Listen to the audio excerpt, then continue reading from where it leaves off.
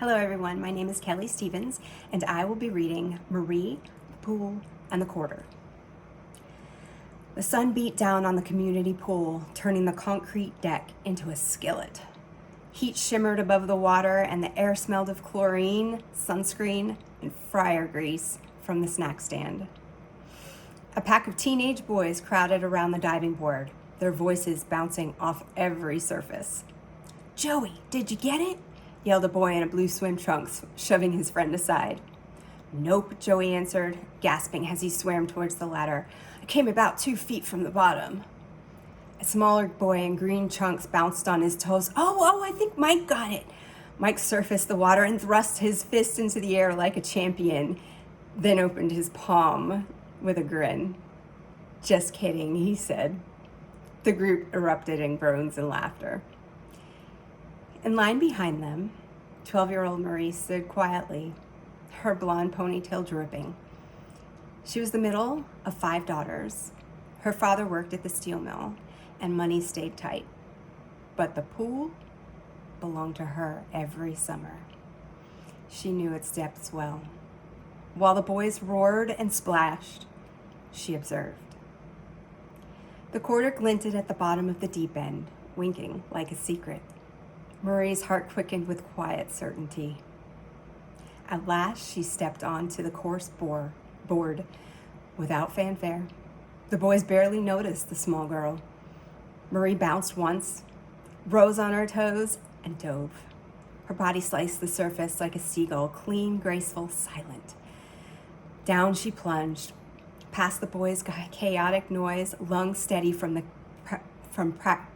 countless practice dives. The pressure hugged her chest, but she kept going. This was her domain, her haven. The peaceful silence hugged her, and the light danced like fairies along the pool as her fingers brushed the rough bottom. She closed them around the cool metal, then pushed off and glided underwater the entire length of the pool. At the shallow end, she gently emerged like a manatee skimming one of its fins through the surface. Marie tucked the quarter into the leg of her faded swimsuit and walked calmly to the snack stand. Water streaming from her skin and a smile beaming from her lips.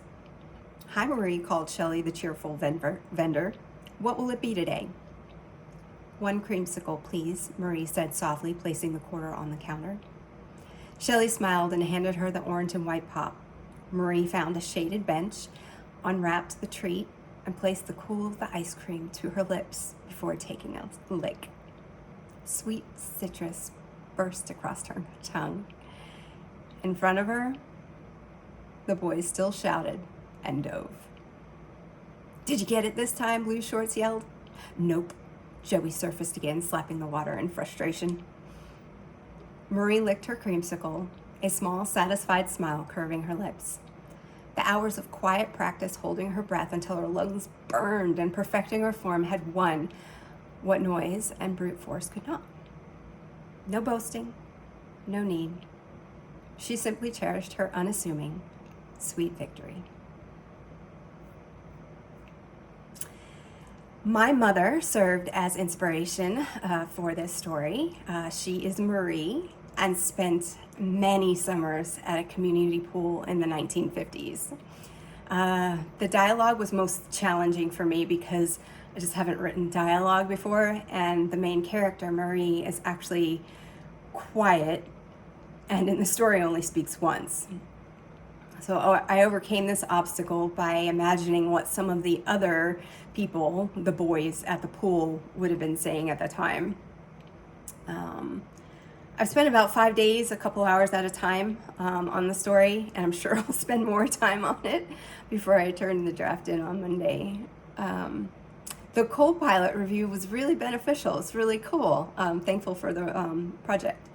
So the first thing that it was beneficial was in recommending not to overly state the theme at the end, but to incorporate a more image-driven ending. And the second way was to expand the sensory detail underwater along with expanding Marie's emotional landscape.